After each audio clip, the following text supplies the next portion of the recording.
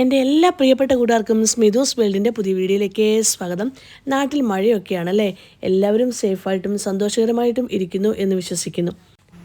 ഇനി നമുക്ക് വളരെ എളുപ്പത്തിൽ തയ്യാറാക്കാൻ പറ്റിയ ഒരു പച്ചടിയുടെ റെസിപ്പിയാണ് ഞാൻ ഷെയർ ചെയ്യുന്നത്. വളരെ ടേസ്റ്റിയാണ്, എല്ലാവരും ഈ രീതിയിലൊന്ന് ട്രൈ ചെയ്ത് നോക്കിയോളൂ. അതിനായിട്ട് ഞാൻ ആദ്യം തന്നെ അടുപ്പത്തേക്ക് ഒരു പാൻ വെച്ചിട്ടുണ്ട്. ഇതിലേക്ക് വെളിച്ചെണ്ണയാണ് ഒഴിച്ചു കൊടുക്കുന്നത്. വെളിച്ചെണ്ണ ഒന്ന് ചൂടായി വരുമ്പോൾ ഒരു ചെറിയ മാങ്ങയാണ് ഞാൻ എടുത്തിരിക്കുന്നത്. അത് തൊലിയെല്ലാം ചെത്തിക്കളഞ്ഞ് കഴുകി വൃത്തിയാക്കിയ ശേഷം കഷ്ണങ്ങളായി അരിഞ്ഞെടുക്കുക. അധികം പുളിയില്ലാത്ത മാങ്ങ നോക്കി വേണം ഈ ഒരു പച്ചടിക്കായിട്ട് എടുക്കേണ്ടത്. കാരണം തൈരൂടെ നമ്മൾ ചേർക്കുന്നതായതുകൊണ്ട് തന്നെ പുളി ഏറ്റവും കുറവുള്ള മാങ്ങ തന്നെ എടുക്കുക. ഇതിലേക്ക് പച്ചമുളകും കറിവേപ്പിലയും ചേർത്ത് കൊടുക്കുക. ഞാനിപ്പം കാന്താരിമുളകാണ് ചേർത്ത് കൊടുത്തിരിക്കുന്നത്. എന്നിട്ട് ആവശ്യത്തിന് ഉപ്പും ചേർത്തൊന്ന് വഴറ്റിയ ശേഷം കുറച്ച് വെള്ളം മാത്രം ഒഴിച്ച് നമുക്ക് അടച്ചു വെച്ച് വേവിച്ചെടുക്കാവുന്നതാണ്. ഇത് വെന്ത് കിട്ടുന്ന സമയം കൊണ്ട് നമുക്കൊരു അരപ്പ് തയ്യാറാക്കി എടുക്കാം. അതിനായിട്ട് മിക്സിയുടെ ജാറിലേക്ക് ഒരു അരക്കപ്പ് തേങ്ങ എടുത്തിട്ടുണ്ട്, 1/4 ടീസ്പൂൺ ജീരകം, ഒരു 2-3 കഷ്ണം മാങ്ങ അരയ്ക്കണമെന്ന് നിർബന്ധമില്ല, വേണമെങ്കിൽ മാത്രം അരച്ചെടുത്താൽ മതി. കുറച്ച് വെള്ളവും ചേർത്ത് അരച്ചെടുത്ത ശേഷം ഇതിലേക്ക് ഒരു 1/4 ടീസ്പൂൺ കടുകും കൂടെ ഇട്ട് കൊടുത്ത് നമുക്കൊന്ന് ചതച്ചെടുക്കാം. കടുക് ചതച്ചെടുക്കുക മാത്രമേ ചെയ്യാവൂ, ഒരുപാട് ഇട്ട് അരയ്ക്കരുത്. അതുകൊണ്ടാണ് ഞാൻ ലാസ്റ്റിൽ ആ കടുക് ചേർത്ത് കൊടുത്ത് ഒന്ന് പൾസ് ബട്ടണെ പ്രസ് ചെയ്താൽ മാത്രം മതി. ഈ ഒരു സമയത്തേക്ക് മാങ്ങ നന്നായിട്ട് വെന്ത് കിട്ടിയിട്ടുണ്ട്. ഉപ്പുണ്ടോ നോക്കണം, ഉപ്പില്ലെങ്കിൽ കുറച്ചുകൂടി ഉപ്പ് ചേർത്ത് കൊടുക്കണേ.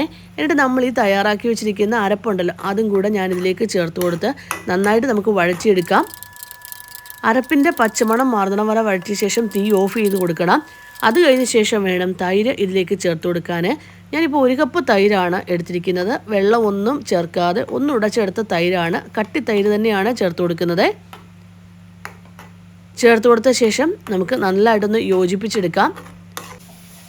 ഇനി ഞാൻ അടുപ്പത്തേക്ക് വേറൊരു പാൻ വെച്ചിട്ടുണ്ട്.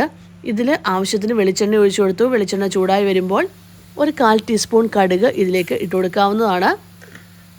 കടുക് പൊട്ടി വരുന്ന സമയത്ത് ഒരു ചെറിയ കഷ്ണം ഇഞ്ചി അരിഞ്ഞത് ചേർത്ത് കൊടുക്കണേ.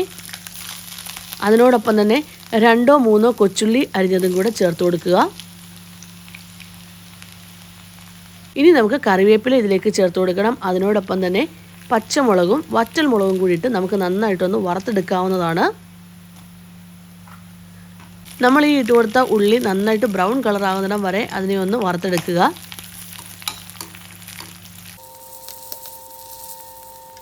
അങ്ങനെ ഉള്ളി അതുപോലെ തന്നെ വറ്റൽമുളക് എല്ലാം ഒന്ന് വറുത്തെടുത്തിട്ടുണ്ട്.